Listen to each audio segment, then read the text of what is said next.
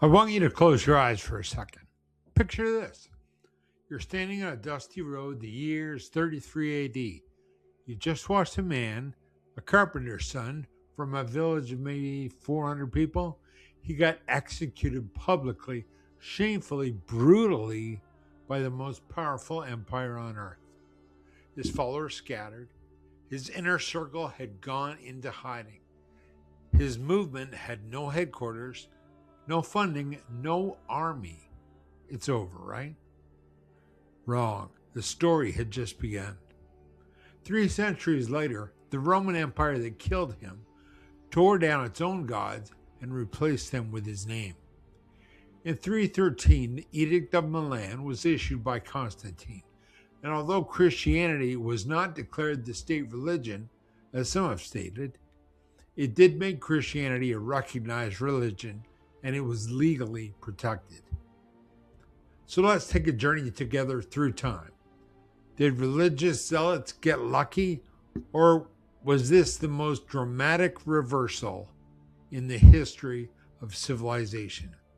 Because when you actually see what was in place before a single disciple took a single step, you're going to feel something shift. I'm Brian, and this is the investigation into the great historical irony. I need to tell you something before we start. Most people approach this topic already standing on one side of the line or the other. Either you're a believer who thinks Christianity spread because it was true, or you're a skeptic who thinks it spread because Rome eventually forced it on everyone. I want you to set both those ideas aside for a minute, because what we're going to look at isn't theology. It's logistics, it's language, it's geopolitics. And when you see the timing of what was already in place before the church took a breath, the question isn't whether or not something extraordinary happened. The question becomes, was any of this by accident? Let's step into the world together. The year is 27 BC. Augustus Caesar has just done something no one before him fully managed to do. He unified the Mediterranean world. Now, I want you to feel the scale of this. Not read it, feel it. Imagine you're a merchant in Alexandria, Egypt. You want to reach a customer in what is now Spain. Before this moment in history, that journey would have been months of wilderness, shifting languages, uncertain roads, bandits, and borders. After Augustus, you walk onto a paved road that connects to a paved road that connects to another paved road, thousands of miles of them, stretching from the Atlantic coast all the way to the borders of Persia, protected by Roman soldiers, marked by milestones every Roman mile. The empire didn't build this for pilgrims, they built it for legions of soldiers, but someone else was going to use it. Now stay with me, because this next piece is the one that got me. 300 years before Jesus was born, a young Macedonian general, Alexander the Great, swept through the known world, conquering territories and culturally transforming them. And the single most powerful thing he left behind wasn't an army or a monument. It was a language. Koine Greek, common Greek. The Greek of the marketplace, the street, the letter, not the high literary Greek of philosophers. The everyday Greek that a fisherman in Galilee and a philosopher in Athens and a merchant in Corinth, they all understood. Now, if you're a young follower of Jesus in Jerusalem around 50 AD, you have a story to tell. A story of resurrection, of redemption, of hope. And you want to write it down so it can travel. You don't have to translate it into 40 different languages. to reach 40 different regions. You can write it once in Koine Greek, and it is readable from Spain to Syria. The entire New Testament was written in Koine Greek. Every letter Paul wrote, every gospel, written in the trade language of the empire. Alexander didn't mean to do this. He wasn't building a delivery system for the gospel. He was building an empire for himself.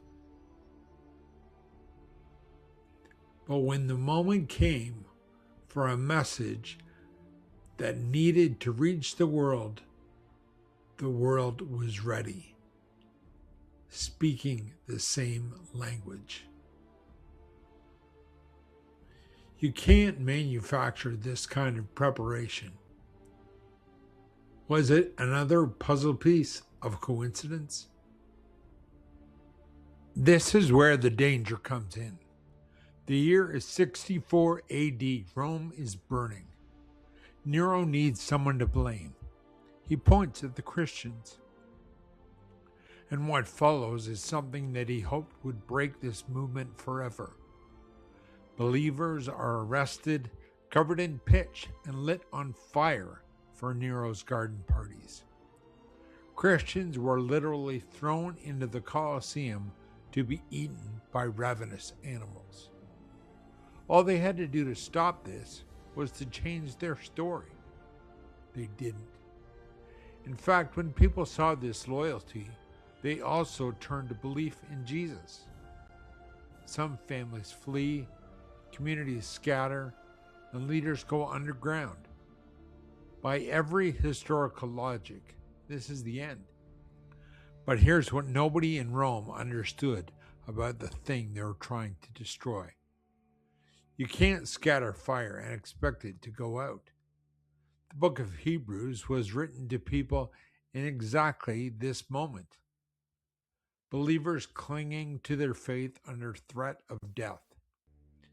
And here's what's extraordinary. Every family that fled Jerusalem took their faith with them to Alexandria, to Antioch, to Ephesus, to Rome itself. Nero didn't concentrate the believers for destruction. He seeded the entire Mediterranean with them. If you know someone that has been through brutal hardship, either physical, emotional, the hardest season of their lives, and how, looking back, that scattering was actually what made them who they are. That's not a metaphor.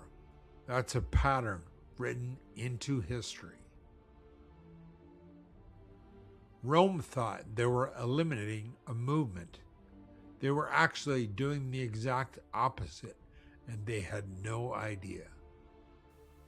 Okay, let's stand back and look at what we've just walked through together. Before a single follower of Jesus took a single step outside Jerusalem, before the church had a name, before it had a council, and before it had a building, the Roman Empire had already constructed the roads to carry the message.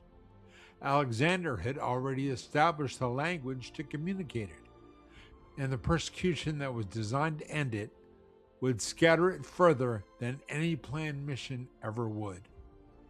Paul puts into words in Galatians 4:4, when the fullness of time had come, God sent forth his Son. We read that as theology, but I want you to read it as history. The fullness of time, not just spiritually, structurally. The roads were ready, the language was ready, the catalyst was ready. The geopolitical movement was perfectly, precisely, almost engineered for maximum reach. So here's my question for you, and I want you to sit with this. What in your life right now, what difficulty, what detour, what thing that makes absolutely no sense is being used for something you haven't been allowed to see yet. Because if Rome could actually build the highway for the gospel without knowing it, imagine what's being built around you. So, we started this journey on a dusty road in 33 AD, standing over what seemed like failure. And the roads, the language, the scattered embers that became a fire has burned for 2,000 years and is still burning today. That story isn't finished, and neither is yours. If this investigation meant something to you, share it with someone who needs to see history through this lens. You never know who in your circle is one conversation away from seeing this for the first time. Please continue to pray for the safety of Christian brothers and sisters in this increasingly hostile world. In the name of the Father, the Son, and the Holy Ghost.